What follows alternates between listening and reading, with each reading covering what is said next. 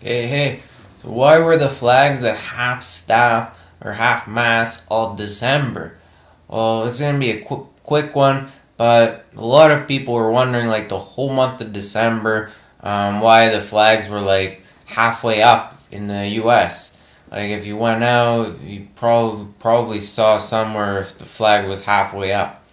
It's not really unheard of for the flag to be at half-mast or half-staff for like a day or a few days, but a month's a long time. It turns out that the flags were at half-staff or half-mast to honor this late President George H.W. Bush, who passed away at the end of November. That was on November 30th, 2018, I think, and then the president signed a proclamation the next day, December 1st, to fly the flag at half-staff for 30 days.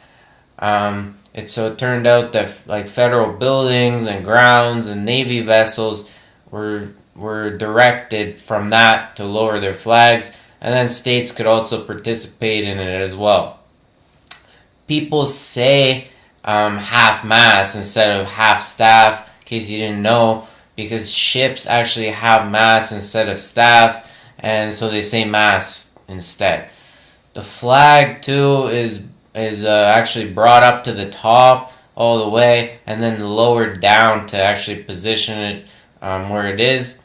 And how did this all come about? Well, there didn't used to be any rules regarding when to lower the flag.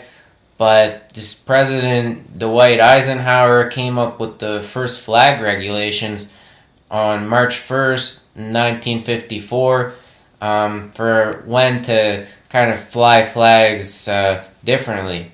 If any former or current president dies or passes away, the flag will actually fly a half-staff for 30 days. Like in this case, other top officials will get 10 days, like the VP, the Vice President, the Chief Justice, or retired Chief Justice from the Supreme Court, or like a Speaker of the House of Representatives.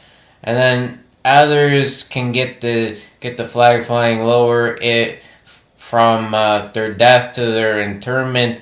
There's various officials, there's a long list of officials that get that. And then finally there's another group that get the flag lowered for them the day of and then the day after. And that's senators, representatives, or like delegates from Puerto Rico. And then there's also governors that can get it in their state at federal places. And then of course the president too, he can come in, or her can come in, and they can call it for special events and such.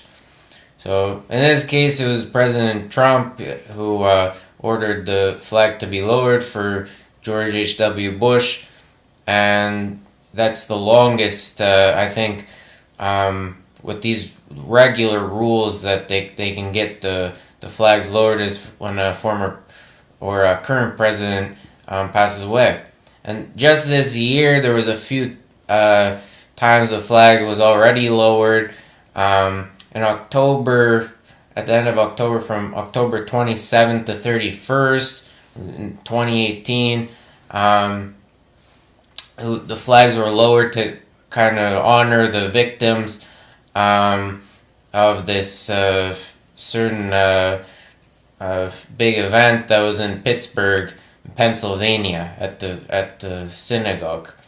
And then September 11th, the flags were lowered from sunrise to sunset.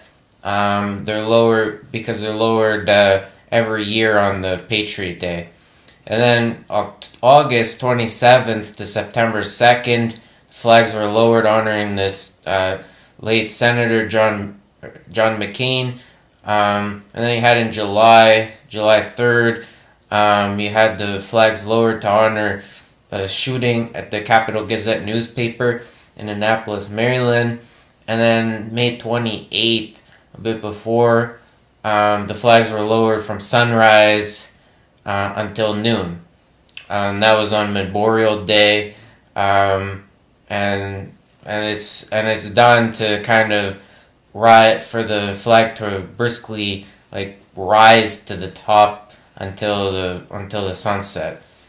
And those were the most recent flag lowerings. I think this was one of the bigger ones. This was one of the longer ones. Aside from this September